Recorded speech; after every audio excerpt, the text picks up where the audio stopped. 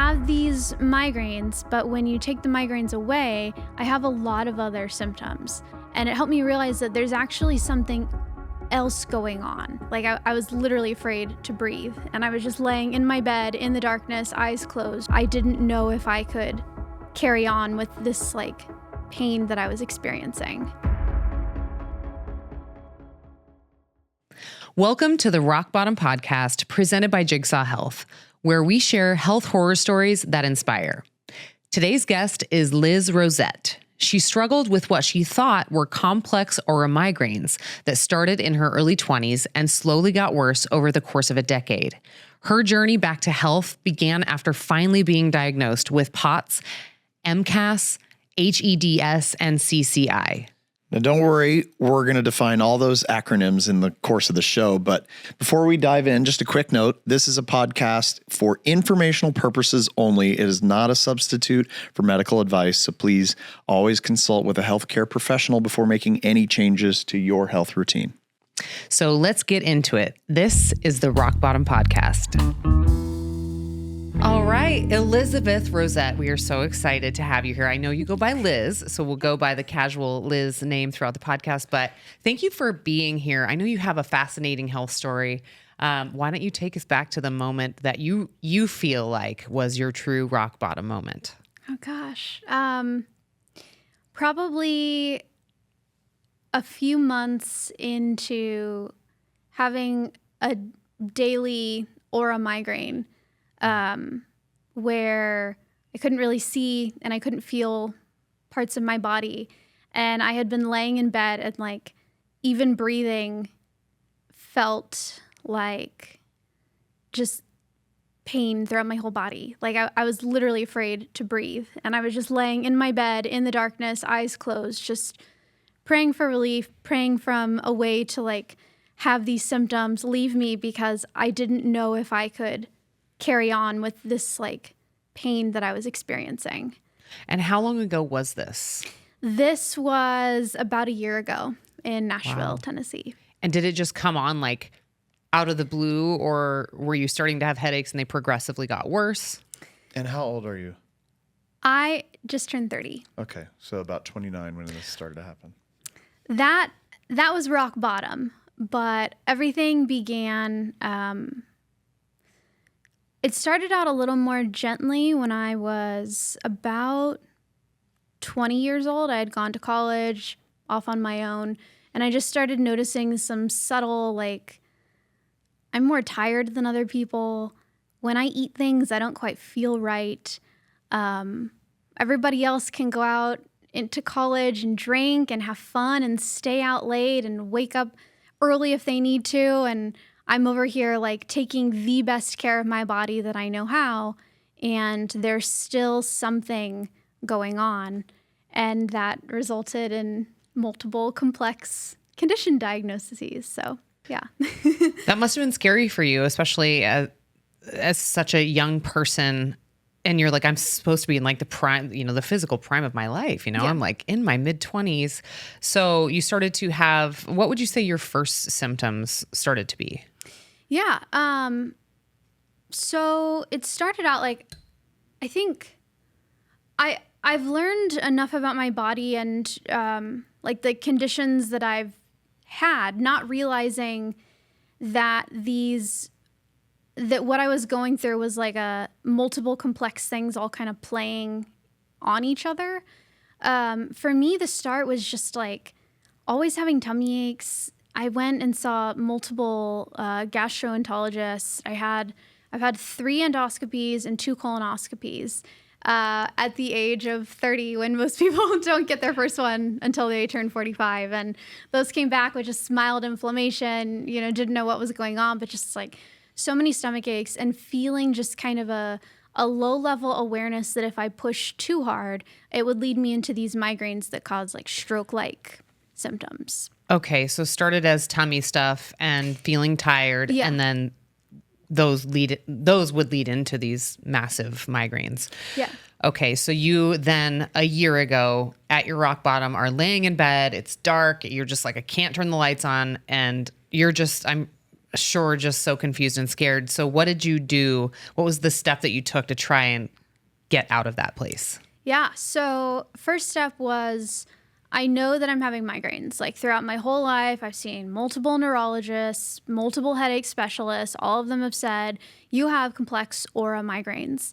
And that's just, some people just have them. It could be diet. It could be, most people said, most doctors, most specialists said, you probably get very stressed out very easily. We see how hard you work, how hard you drive, just maybe ease off a little bit.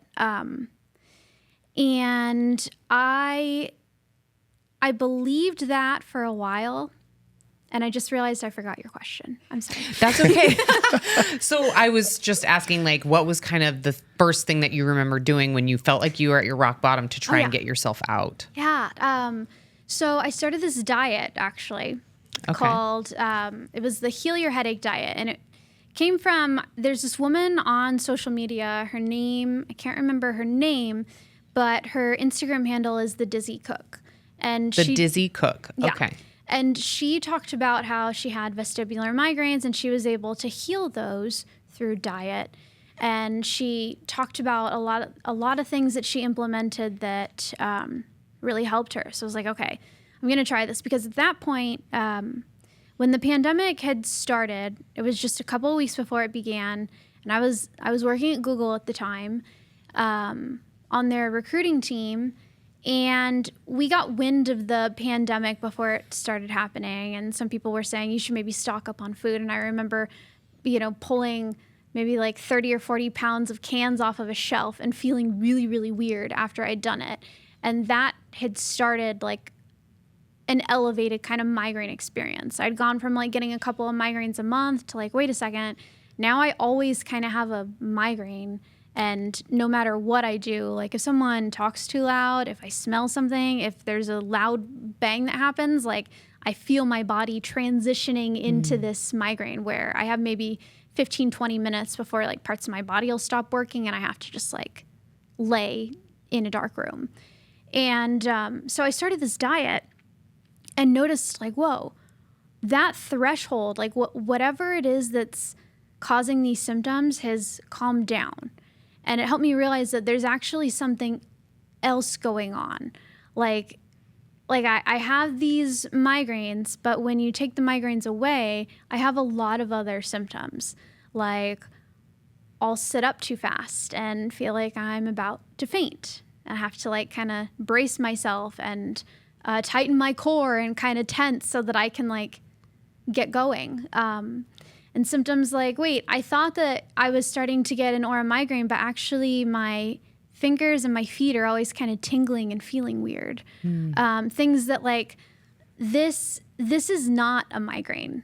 And I thought that it was because I had shared all of these symptoms with all of these doctors, and all of them were just like, oh, it's probably just a part of having a complex migraine. And then I went to a doctor and advocated. I was able to advocate so well because I had taken this, significant change. I wasn't eating any leftovers. I had removed nuts from my diet.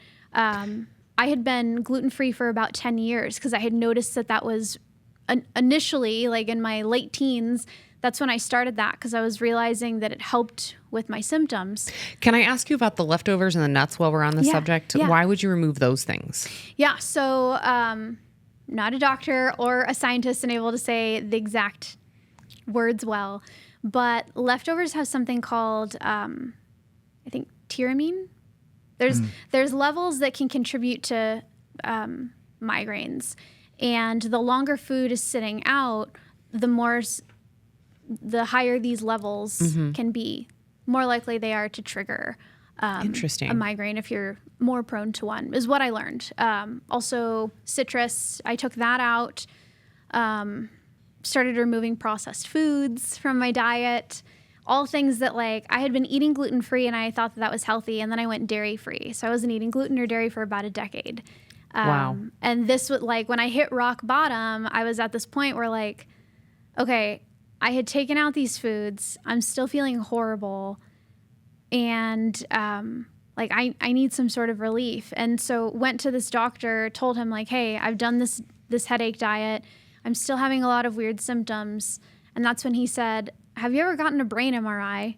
And I said, no, like I just have weird aura migraines. He said, let's get one. And I remember I was sitting on my couch when he called me and he said, we found something.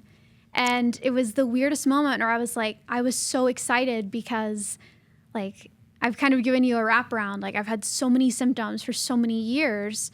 I've taken so many different migraine meds. They kind of help, not really. Even changing my diet, like I'm still having these weird feelings going on inside me. And he says, you have a brain condition. It's called a Chiari malformation type 1. And essentially my brain...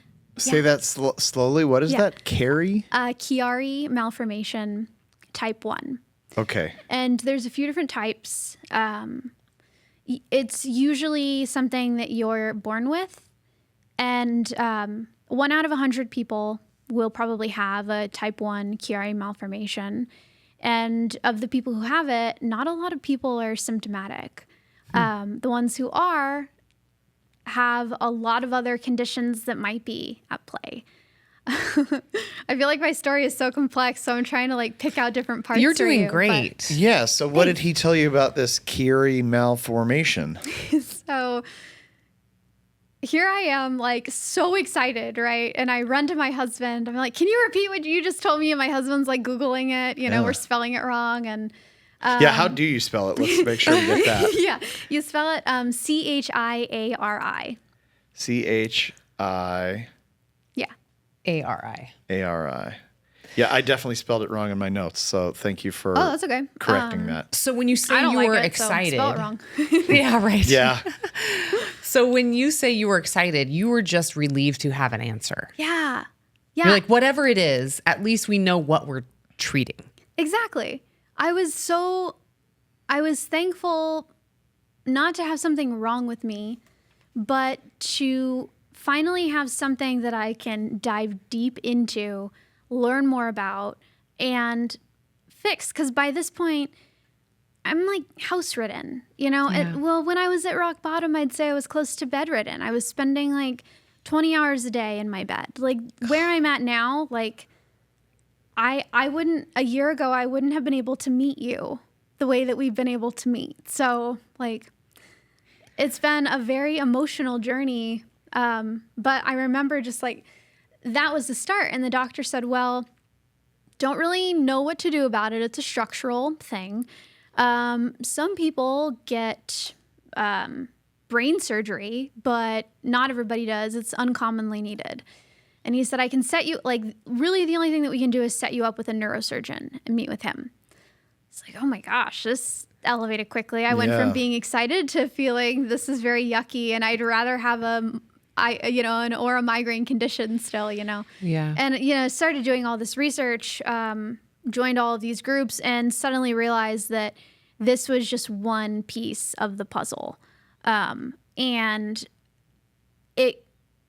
it was through immense self-advocacy and learning how to communicate the way doctors need to be communicated with. And then also realizing that so much of this journey that people go through with these types of conditions is numbing symptoms. And sometimes you have to do that in order to have a baseline quality of life. But other times you're numbing symptoms that are important parts of the journey and help you to figure out what you actually need to do to feel better. And so I'm like diving into this diagnosis and I come across this website called Chiari Bridges. How do you spell that? It's CHIARI Bridges.com. Bridges. Yeah. Okay. Yeah. And so I find this website and I see this chart. And on the chart is my diagnosis, the Chiari malformation. And then there's all of these arrows to all of these other things that, like, if you have a Chiari malformation, you could have all of these other things going on too. Because kind of that root cause, like, why is your brain herniating out of your skull? And if your brain is herniating, what other things can that cause? And it is so much more complex than, still complex, but like, your leg is broken or you like maybe a part of your toe is not quite in the right space. Like even that, something is just a millimeter off can cause like catastrophic things to happen. For the audience, I used grok to say what is a Chiari malformation, and I'll add this for some context. So it's a structural defect in the brain where the lower part of the cerebellum, specifically the cerebellum tonsils, extends downward into the spinal canal through an opening at the base of the skull called the foramen magnum. So this herniation, typically defined as a descent of 5 millimeters or more, which is not very much, 5 millimeters or more below the foramen magnum, can compress the brainstem, spinal cord, and disrupt the normal flow of cerebrospinal fluid, potentially leading to various symptoms. Yeah, good job. That's very helpful. Yes. In case you want to know, I started this grok by saying, do leftovers have tyramine? Oh, yeah. And the answer is yes. You used the right word. So, okay. Now that we have a little bit of definitional stuff here, back to your story, please. Yeah. So he sets me up with the neurosurgeon, and I got my diagnosis September 22nd, and the neurosurgeon couldn't see me until December 20th, which I know now is like, that's actually pretty great for waiting times with these people. But in the moment, I was like, this is catastrophic. I have symptoms. Like, I feel horrible. And I have serious symptoms. Like, what does this mean? You know, so this whole time I'm doing all this research, and I realized, wait a second, the more research I'm doing, the more I think, am I maybe experiencing a spinal fluid leak? Like, I'm having a lot of really weird symptoms. And by this point, I went from pushing through to not pushing through. I went from, you know, trying to be as active as possible, walking my 60-pound dog daily, to nothing. Inside all day long, watching TV, just like all I've known is a lot of activity. I'm seeing a lot of other people who really drastically reduce activity and they notice a reduction in symptoms. I'm going to try that. And in some ways, aspects of it helped, but in other ways, it made things worse. And it also helped me realize just even more things that were just kind of quietly, sinisterly, not a word, hanging out, but, you know, they're still there. They're happening as well. So by this point, my doctor is trying to be as helpful as possible, but he's a primary care physician. He's like, I set you up. That's all I know how to do. And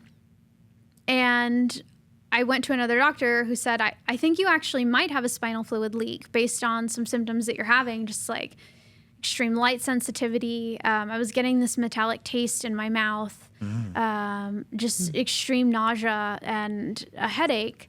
And so I go into he recommended just go to the ER. I can't help you with anything. If it's something like that, you're probably going to need like a blood patch. You should go in. So I'm like, okay, maybe this is a start. Like, I probably have a Chiari. It's probably causing issues with my spine. Maybe there's a small leak somewhere. And I go to the ER, and they're like, you don't have, sorry, back up a little bit. I remember I was laying on the couch, and I heard this weird noise in my ear, and kind of felt like a pressure popping noise. And I put my finger in my ear, and like clear fluid was on my finger. When was this? This was October of last year. Okay. So I was like, okay, a lot of symptoms. I don't know for sure, but could it be that I've just had, a spinal fluid leak that's very quietly happening? A lot of these symptoms align. I'm not trying to diagnose myself, but a lot of these symptoms, correlate. So I go into the ER, and they say, you're just having a migraine. We're just gonna give you these migraine meds. And they wouldn't listen. I remember just trying to say no, I've had migraines, and I have headaches too, and I know the difference, and I'm being medicated for them. And they were just like, we don't think you do, but you mentioned you have a Chiari malformation. We'll have you speak to our neurosurgeon. So neurosurgeon comes in and says, hey, let's actually do like a full body MRI workup, or like a full spine MRI. It'll end up being about 3 hours total in the MRI machine. Oh my goodness. He's like, let's do it. And then I'll meet with you because you're not seeing this other guy until December. So I'll meet with you. And at least it's something you can do now, right? Yeah. And he said, I don't think that you have I don't think you're dealing with a spinal fluid leak, but I think that there's probably something else maybe going on. So he gets everything back, and it shows stuff like throughout my spine, but he doesn't really bring it up. He says, you have a Chiari. I don't think it's causing the issues, and I don't really know, like, I don't really have any other ideas for you. He said, if you want, I can do the surgery, but I don't know how much it would help.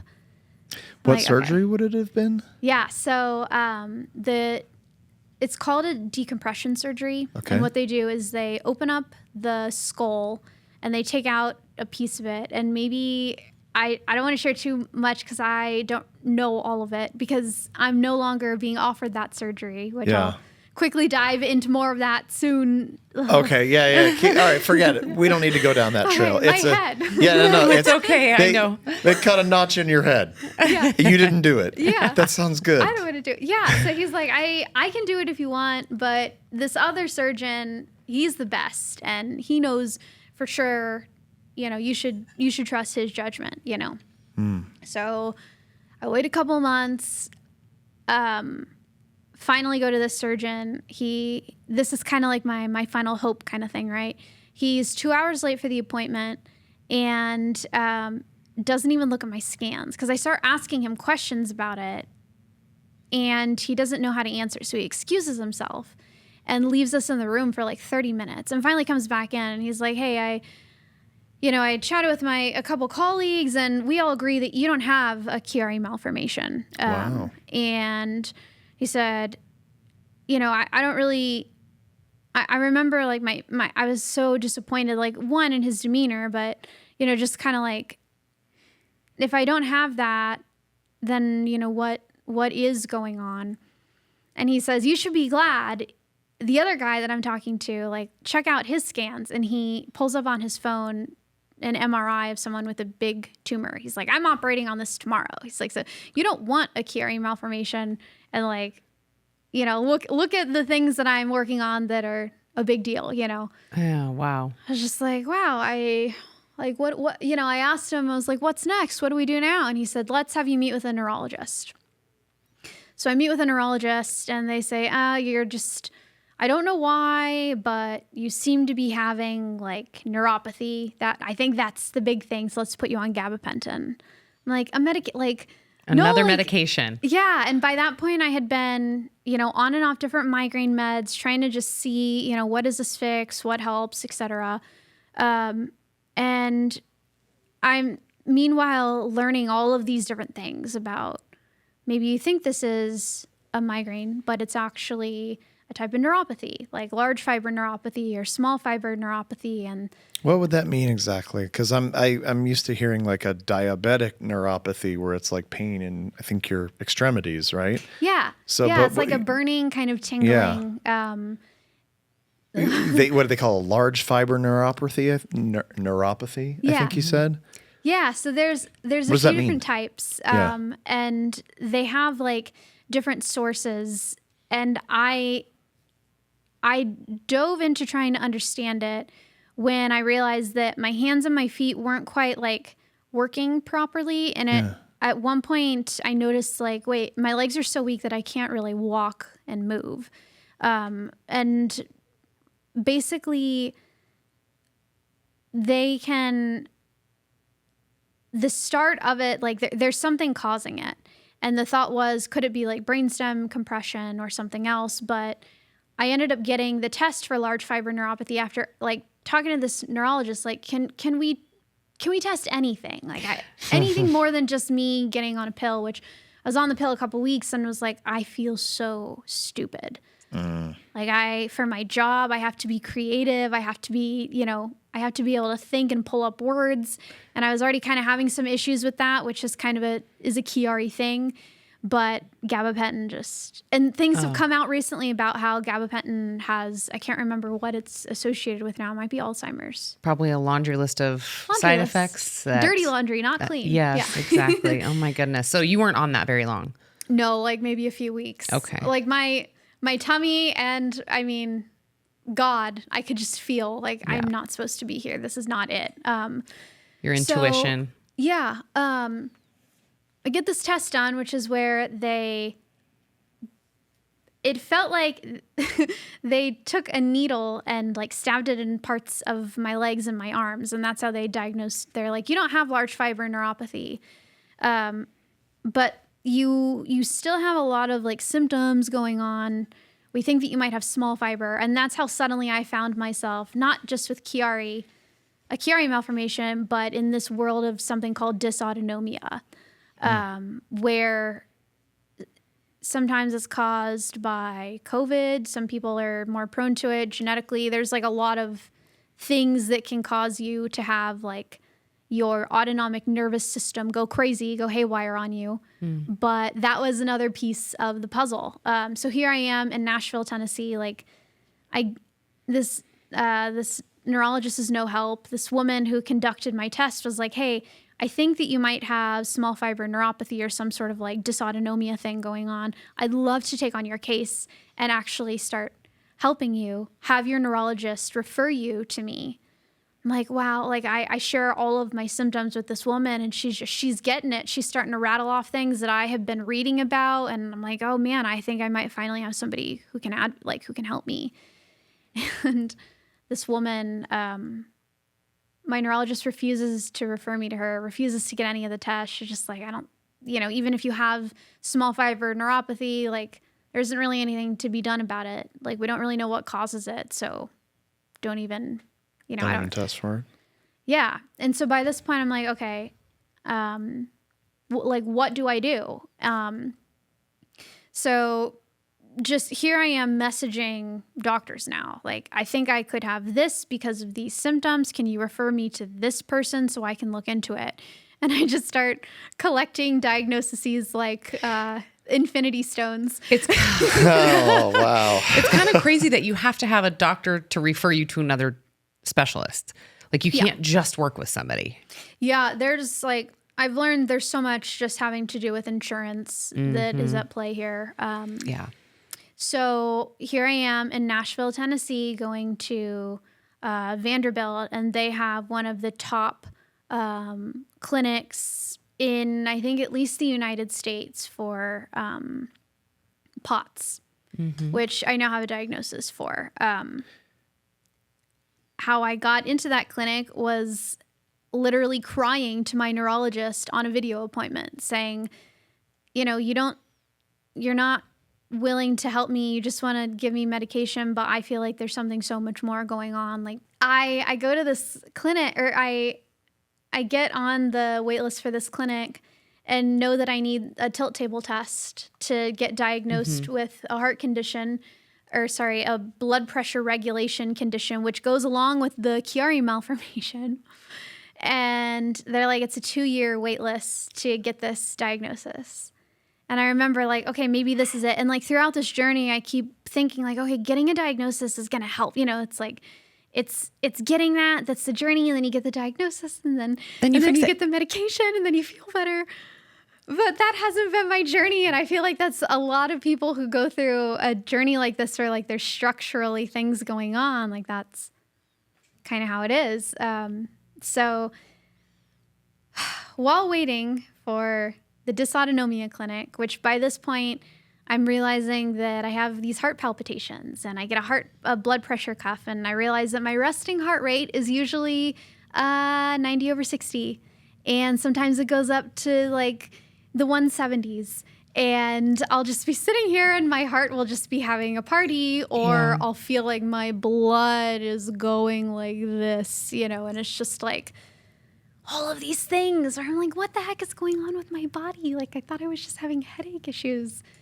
So what a wild, thing that you've been through, just basically being your own detective. Yeah. Every day is like your full-time job. I should join the CIA or something. I mean, you do. Just kidding. I think you do really well. I mean, I'm assuming you have gotten some answers, but we're about to get to that.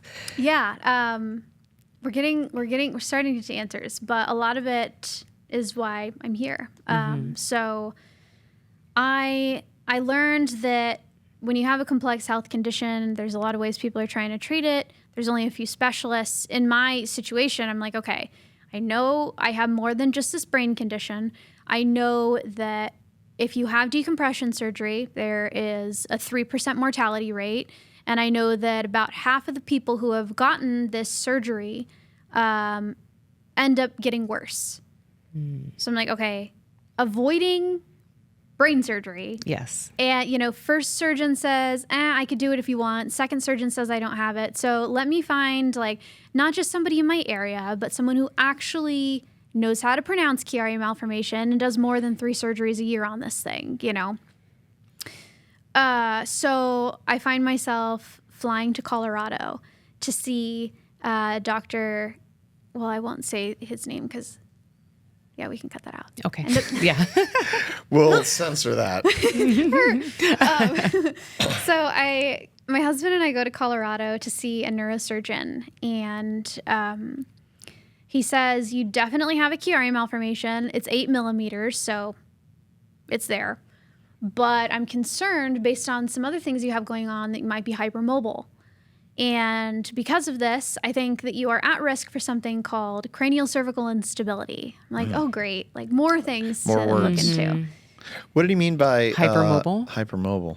Oh, boy. That is what all this comes back to. So hypermobile means you're maybe a little bit more flexible than you're supposed to be. Most people can't do this. Most people can't move their tracheas like this. Wow.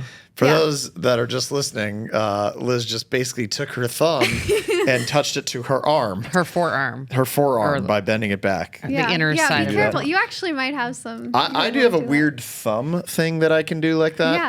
I'm not sure that I can get it all the way to my forearm. You might be able. Yeah, close. You're good. Okay. Can Close. you get really flexible? No, just not like that. The pretty muscles good, are just too big for me. Yeah. So you might. I started noticing in public people who sit like this. They might not realize that they're doing it, but it could be a blood pressure thing that you might have hypermobility or something called. Oh, yeah. Your legs are wrapped around twice almost. Yeah. Interesting. So Okay. these things you don't realize. That's but just you, just how think you've it's been living. It's a party trick. Yeah, exactly. Or something. If I went to parties, I don't do that. You're like, well, I don't drink, but I can do this cool trick. Yeah, I was making cookies when people were at parties. So hypermobility he was worried about because it would affect the surgery? Yeah, exactly. He said, I think you're a candidate for decompression surgery. I've done a lot of these. I think that it will probably reduce your symptoms by about 80%. But I think that you should get an upright MRI with flexion and extension just to see. And oh my gosh, getting that, seeing an out-of-state specialist, trying to get your primary care, trying to advocate to your primary care that you need the tests in the state that you're living. And, meanwhile, primary care is you don't even need the surgery. I don't even know what it is, So, here I am playing advocate and kind of doctor. And, maybe 8 months later, I get this this test done, and it comes back that the radiologist report comes back fine. It's we don't see any issues. But then the neurosurgeon measures it himself, and he does a couple of measurements that are becoming more well-known in the the neurosurgery space. He says, you have cranial cervical instability. And because of that, not only am I no longer recommending Chiari malformation surgery, but now I'm recommending fusion surgery. And because I think that you have hypermobility, I think that we're probably eventually going to have to fuse multiple spots on your spine. So I'm expecting you throughout the course of your life to probably need 5 spine surgeries. Yuck. I'm just what the heck? We started with complex migraines. We started with headaches. Yeah. Now you're saying with 5 headaches. Spinal surgeries over the course of my life. You guys are just man, we really got a rock bottom candidate here. Yeah, so... and you said you got the maybe test or something 8 months later. So where would that put us at in the timeline here? Are we in April of 2025? Right now we're recording in October of 2025. This was... oh gosh, I'm kind of bad at this. So first MRI was 2023. Hit rock bottom probably around then, I think. You might have to edit this now. I'm like, my That's brain's okay. kind of And mushy. sometimes we have multiple rock bottoms. It's okay. I like the timeline. I guess that's just how my brain thinks. I like thinking through like this happened then, and I like trying to help that for the audience. But it's very not the most messy. important part of the story. Yeah, and honestly, like I haven't shared this full journey out loud yet. I kind of have a little bit online, but like sharing it with you, you guys get the exclusive. You know? Yeah. Yes. But you know, I suddenly have this CCI diagnosis, and that opens me up to like, okay, there's other things at play here. Let's try and figure it out. I, at that point, had gotten the tilt table test, and they diagnosed me with POTS. So, you know, now I have enough things that it's like I'm starting to be taken more seriously by doctors, if that makes sense. Yeah. I'm not just like I'm a zebra, you know, kind of that. I don't know if you've heard of that terminology, No, but like, what does that mean? you know, there's this perspective of doctors should assume that it's a horse. Like this, and I'm probably describing this wrong, but like this condition is probably anemia, or maybe you're stressed, or maybe you're too tired. You know, like we want to just look into kind of the more likely things that it could be. And then there's kind of the space of like, if it's not that, what do you do? You know, if you're thinking that it's a horse, but it's actually a zebra, much more like complex, weird, like out of the mainstream thing, and then getting help for that. Like I'm not just like a regular horse galloping around at the doctor's office with anemia. So, which is what they thought it was at the very beginning. Sorry, my brain. I have so many. Okay, That's interesting. okay. So Yeah. there was originally way back when. Is this like when you were in college? I was 17, and they said anemia, maybe some thyroid issues. I didn't even want to share that because I know you know everything about thyroid. They're like, we think you could have something going on with your I don't know thyroid. everything about thyroid. Well, we hear thyroid on this podcast quite often. Very common. Yeah. And anemia is also quite common in terms of a diagnosis. Of course, our friend Morley Robbins of the Root Cause Protocol would say that, you know, anemia basically doesn't exist. It's the body's iron system, iron recycling system gone awry because it doesn't have enough active bioavailable copper to chaperone it. So please continue. So you had some early things in your late teens, anemia, thyroid issues. Here we are 10 years later, 10, 11, 12 years later. Yeah. Things have gotten significantly worse. Yeah. And so we're living in Tennessee, which I have now learned we had moved there to like explore the area and have fun and check it out. Learned that it's one of the worst places to live in the United States if you have migraine issues or spinal fluid flow issues because of the barometric pressure changes. It can really have an impact. And here I am like, why do I feel so crappy every day? And I think part of it was I was laying on my couch. I wasn't getting outside. I wasn't getting enough vitamin D. And that's about the time that I started buying raw milk. Sorry, to back up a little bit. I have all of these diagnoses, and I'm looking for people online who have gone through it and gotten better, who haven't gotten surgery, what they've done instead. You know, I'm just like looking for every option out there, compiling as much information, researching scientific articles. And I come across someone online. Her name is Ribeye Rach. What was that? Her Instagram profile is Ribeye Rach, I think, or it might be Ribeye Rachel. Ribeye, like the steak. Ribeye Rach. Yeah. And she has been diagnosed with most of the things that I had by this point been diagnosed with. And she had had the surgeries that I was looking into. And 3 years later, she shares her story, but essentially went through a lot of self-healing to feel better and doesn't attribute feeling better to her surgeries. I was like, okay, this is one of the... Because it was 3 years after surgery that she finally started to feel better? I think so. She shares it on her page. Okay. I don't want to share her exact numbers that it was, but it was something like there's a time range where after you get fusion surgery, you should be feeling better. And she got a lot worse. And there were other surgeries being recommended, just like it's a because if this snowball surgery effect. didn't work, let's try another one. Yeah, let's just give you a bionic spine. Right. Yeah. So what did Ribeye Rach inspire you to do? Yeah. So she, by this point I was starting to do my heal your headache diet, and I was like, okay, there's parts of me that are feeling better. I now have all these other diagnoses, but I'm starting to learn about like seed oils and how a lot of the things that we do today to make things shelf stable are maybe not well researched by the FDA or being seen as concerning. But I'm in a weird space where I want to take out anything that could be concerning. Right. So I went seed oil free, and then I realized like, okay, my gluten-free diet is actually really bad. I'm eating this bread every day that has like 70 things in it. Right. But it's quote unquote gluten-free. Yeah. And your body can't recognize half the ingredients on the label because they're not real food ingredients. It's fake, pretend. Yeah. Tastes great, maybe. Weird texture. But ribeye Rach is like eating these steaks every day, drinking raw milk and raw honey, eating a lot of fruits. And I start reading about the carnivore diet. I'm like, okay, I'm going to do this, because why not try this diet and not have surgery potentially, or try the diet and then eventually need surgery, but I might as well. What do you have to lose, right? Yeah. And so went carnivore for about a month. And when you say carnivore, were you eating fruit and honey and raw milk, or just steak, just meat? I went meat full. Okay. And I was doing raw milk and meat. And it didn't help, actually. It made things worse, just like I wasn't getting some of the nutrients I needed. And I've heard people say, I love the carnivore diet.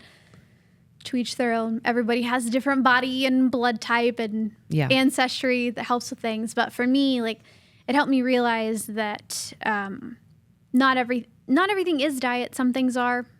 Anyways, I'm starting to digress. I think this is an important point, though. Yeah. So carnivore diet, sorry. That's okay. So carnivore diet, you said things started to get a little worse. Do you mind talking more about what that was? A lot of it was like digestive. Okay. And just fatigue, just things that like, I'm doing this to try and feel better, and I'm not like noticing, like I'm getting some positive energy feelings, or sorry, how do I describe this? Like, I'm feeling a little bit less fatigue, but the things that I'm feeling more of, like, I know that my body isn't liking this and needs more. So then I moved into the animal-based diet and started eating sourdough. I completely took out anything that was gluten-free with labels, and instead, my diet turned into meats, some veggies. I tried to do low oxalate veggies, and raw milk. And that's about the time that I heard about the Center for Complex Neurology, which was in Arizona.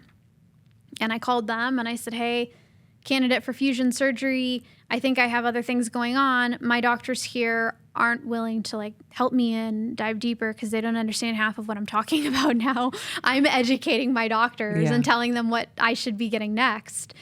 And Center for Complex Neurology said, yeah, like we'll see you. And then my landlords in Tennessee said, hey, so we know you guys are living here, but we want to sell the house in a couple months. So do you think you could be out? And I had all my reptiles and bugs, I was like, hey, husband, like, how do you feel about moving to Arizona temporarily to just go to this clinic that they have something called an MCU, multi-cervical unit.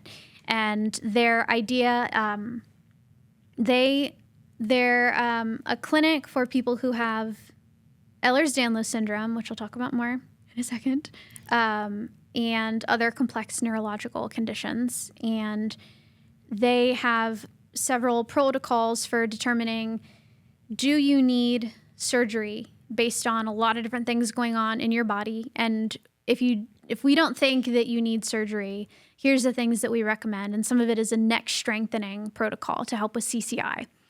And they, at the time, had like one of the only MCU units in the country and said, come on over. We don't take insurance, but start working with us. And so I went in and they diagnosed me, in addition to everything I already had, with something called mast cell activation syndrome, MCAS. Mast cell activation syndrome? Yeah. That was a big piece of the puzzle for me because that explained the POTS. It explained my dietary issues, which I haven't done a super deep dive with you, but like all these endoscopies and colonoscopies coming back with nothing. It's because MCAS takes a particular type of test when they're snipping things from your digestive squiggles, your organs. How do you say that? Like, I realized that when I was eating afterwards, my blood pressure would fluctuate really significantly and I would feel really weird for hours. And sometimes I would get headaches, and noticed if I would drink citrusy things like oranges or have different artificial flavorings, I would get an aura migraine, feel like I was having some sort of like stroke or something, and like have to get into a dark room. And that's in a lot of gluten-free stuff. Or I was trying to be healthy. I was trying to juice.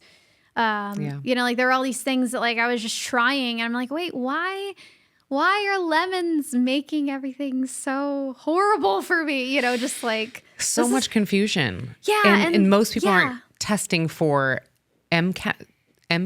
How do you say it? Cast. MCAS. So MCAS. Yeah. Oh, not a T at the end. Okay, MCAS. Yeah. Yeah. So basically, so all of my diagnoses started with Chiari malformation, moved to POTS, cranial cervical instability, MCAS, and then got the diagnosis that kind of brought everything together, which was hypermobile Ehlers-Danlos syndrome, hEDS. Basically, it means that my ligaments don't hold things together correctly. Like they're not taking collagen the way most people's ligaments do. And I don't quite understand the EDS component yet, but it's really misunderstood. And a lot of people who have like the complex things that I have going on, it roots back to hEDS. Did you say Hypermobile Ehlers-Danlos syndrome, and the acronym is hEDS. Yeah. Okay. What was the D word again? Danlos. Danlos.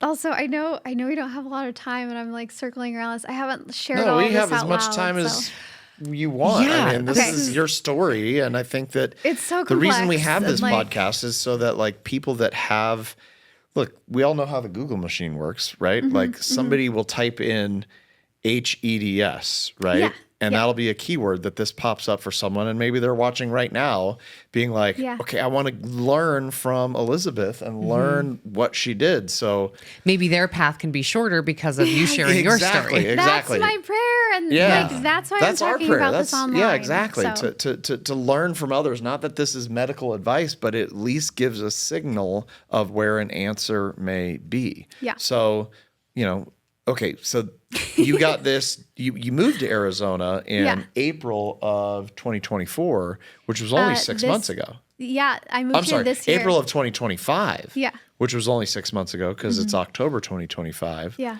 So working with the Center for Complex Neurology, you got this hEDS diagnoses, and then what happened? And so let me just jump in right there. So because you have hEDS, possibly it has exacerbated the other symptom or diagnosis or caused even Yeah. the root cause of some of the other things. Exactly. Yeah. And some of it I think I attribute to like I believe I have had many of these things going on for years. And I think what worsened it was I got COVID twice, which I know there's a lot of thoughts around COVID itself. I don't think that was a big part of it, but I think the lifestyle that I took on around that time of I was working remotely, I was sitting inside all day, I was eating gluten-free, dairy-free, which now I know like I was not getting the nutrients my body needed. And I was not getting enough sunlight and movement, all things that a regular person, if they're not getting those things for a couple of years, okay, bummer, I'm feeling it, I got to get back to normal. But for me, it was like catastrophic because like I have these lurking hellos hanging nutrients are everything, right? And getting the kind that your body needs and the amounts your body needs. Did you start to feel better after you started drinking raw milk and doing that kind of dairy again? Yeah, it was actually really cool. So I started raw milk and noticed that I could suddenly do dairy again after drinking it for a couple weeks. And I had been getting my raw milk from a market in Nashville, and they had to close down the raw milk. And so then I started getting it shipped to me.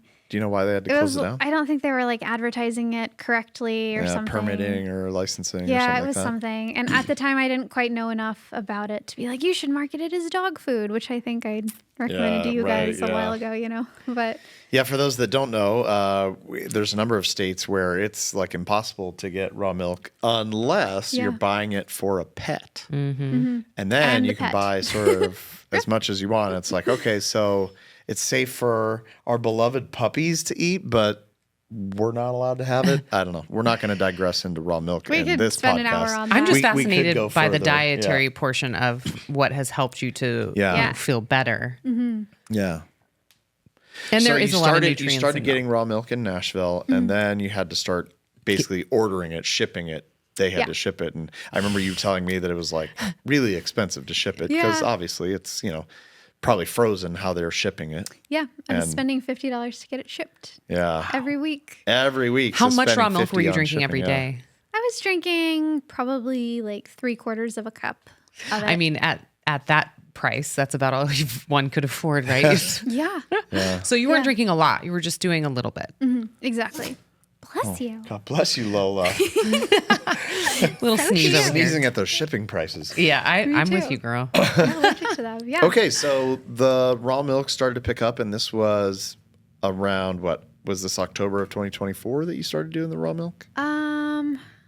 This is probably around that time. I think it was winter time. Wintertime Because the in market, Nashville. so the Nashville farmers market had stopped happening, and that's when I tried going to the the market, but they ended up stopping selling it, and then that was about the time that we were getting ready to move. But by that point, I was like, everywhere that I was visiting in the midst of us moving here, we visited a lot of family and took the long way here and was like finding all of the markets in each of the states. Like I know where you can buy raw milk in Colorado, in California, here, etc. Did you use, rawmilk.org? Yes. Raw Milk Finder. Yeah, for the I raw love milk them. finder. They're Yeah. great. Shout out. Yeah. But I just felt like this rebellious, like I was secretly doing it. 'Cause, Yeah. Like, For, you know. So just like drinking it. a rebel drinking Yeah. raw milk. I know, right? And then Okay, I so started then eating sourdough. And Yeah, that you was a started big thing, eating a too. sourdough. Yeah. Do you want to talk more You were about probably very excited to be able to eat these delicious foods again. Yes. that? Yeah. For So 10 did you years. start to, so you moved to Arizona, you began to work with the clinic here. Where are things now?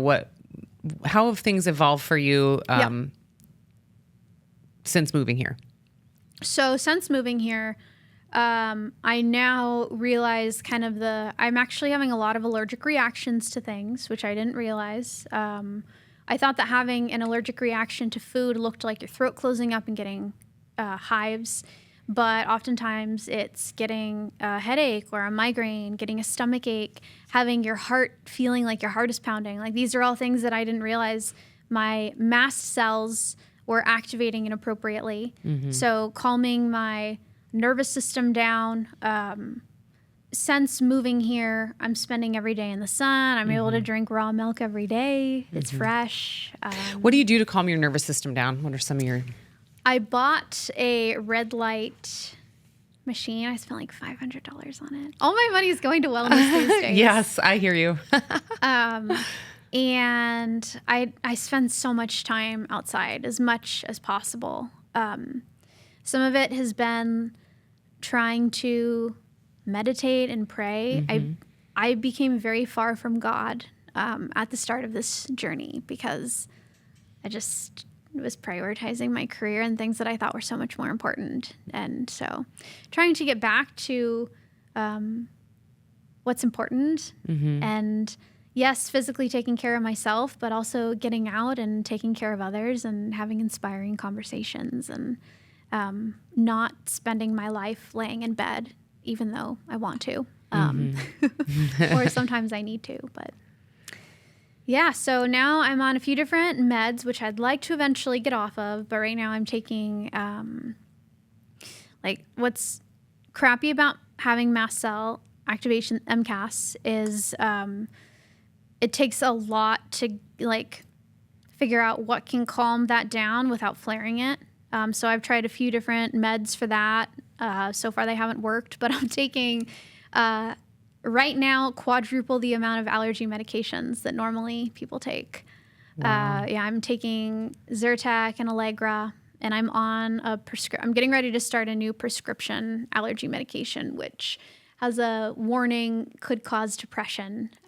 So I don't want to be on these, of course, but like for now, it's like trying to calm my body down. I'm also taking a very low dose of a blood pressure medication to try and just like regulate my blood pressure to reduce the POTS. Aside from that, like, I'm not amazing, like I don't feel incredible, but I can say that like I wasn't driving a few months ago. Now I can drive. I drove here today, like Yes. my tummy doesn't feel amazing. There's still a lot of things that I don't eat. I'm basically low FODMAP diet plus or minus low histamine diet. My husband and I are doing a lot of like meal prepping at home. And I'm trying to just like relax and allow my body to feel joy as opposed to, a few months ago, even last year, I just found myself so just angry and frustrated and easily spun up because like I feel bad. Something isn't going the way it should be. Now I have to like recalibrate my body. I'm already tired. I'm already in pain. It's like the cycle begins and Fight or flight. yeah. Fun. And the body can't heal in that state. So doing all the things that you are prioritizing is awesome. If you had to put a number, we like to ask this in your worst moments of like, okay, you're rock bottom on a scale of 1 to 10, 10 you're feeling your best, 1 you're feeling your worst. What number would you say you were at that time? Probably a 2. It's very, I'd say probably about a 2. Yeah. And what do you think your number is on a regular basis these days? Yeah, I'd say it's probably a 5 now. Yeah. That's still, I mean, an improvement. compared to a 2, it is an improvement, and it gives you room to grow as well. Yeah, exactly. And I'm so glad that you moved to Arizona, where we have 364 days of sunshine, we like to say, minus the last week or so we've had some rain, which has been an actually nice change up. But sunshine is so good for us. And prioritizing like the circadian rhythm and getting out, when you wake up in the morning, getting some sunshine in your eyes and just letting the body do what it already knows how to do. How do we get out of the way of that healing, right? Yeah. How do we get out of our own way, essentially? Exactly. If you had to, if you were to write a book based on your life and your health journey, what would the title be? Yeah, I actually am writing a book about good to hear it. All of this, and just kind of like how I've branded myself online and used it to just grow and find so many opportunities. And the working title, I think I will keep to myself for now. Okay, yes. Do that. Okay. I'm excited that you're writing a book. Your story is definitely worthy of a book. Thanks. So we will definitely be on standby for that to come out. Thank you. For people to find you or follow your journey, where would you recommend that they follow? Where are you most active on social? Yeah, right now it's on Instagram, on elizabeth.roset. And we will link that in the show notes too. Oh, thanks. Yeah, I'm really passionate about like, there are a lot more people who are starting to get these diagnoses. Like MCAS didn't exist as an actual definition, like a medical term, I think until about 10 years ago. So like there's so much about all these things that I have that a lot of people, they're getting surgery or they're taking these courses, these paths that I don't know if they're actually offering relief or not. So I like chatting with people about this. And I'm not in the space that I want to be in. I'm in a much better space than I was. And I appreciate that you had me on the show just to chat with me about it, because I do feel like awareness about this and seeing that I'm able to come and dress and, Yes. despite having all of these funny acronyms. It's the kind out. of thing that a lot of us take for granted, just being able to show up in the world and like go and function, until you go through something like you have where you're like, oh no, I know, and I will never take this for granted again, that I could get out and drive myself here and come and have this conversation. And maybe we'll end up with a part 2 of this story after, another year goes by of you doing all of these things. Can't wait to just talk to you about your health journey as, we are friends, and I will get to kind of have at least an ear to know how things are going and hopefully your improvements as you continue to work with this amazing place. Hopefully you're happy with them, because we want you to stay in Arizona and we can sell you raw milk. So I know. The community here is amazing. So yeah, as we have gotten to meet you and know you over the past few months through the Firefly Organic Coffee and Market that we opened up in April. Yeah, she loves the sea salt mocha. Sea salt mocha for Liz. All right, coming With right raw up milk. after this. Yeah, with raw milk. But like we learned, you have to pour it yourself, as the health department says. Yes. We can't pour it into the drink, but you can pour it into the naked drink. for that reason. Yeah, exactly. Which I love saying. well, loudly. I know it's fun to order like a naked latte. Naked People are like, sea what salt does that mocha. mean? I say it really loud and people kind of look at me. Well, what I was going to say leading up to all that is that, you would have never really realized you had been through all this. So my sort of visualization of you is that, I'm seeing the 5 or better. You must be really making some important progress, granted, based on where you were. So that's the reason we have the Rock Bottom podcast. We want to show health horror stories that inspire, and we're rooting for you to keep going. Thank you. That's right. And healing is never a straight line. So Yes. And Exactly. as Dr. There's a reason Matt we call once it the said- journey. Yeah, as Dr. Matt, one of our first guests, once said, Dr. Matt Delgado, go back and watch that episode. Healed is the wrong word. Healing is the right word. I'm paraphrasing that a little bit, but really to think of it actively as like healing. I'm never done. Yeah. I love that. Great well, thank you story. again for sharing your story. We just love you. This has been a pleasure. I love you guys. Thank you, Liz.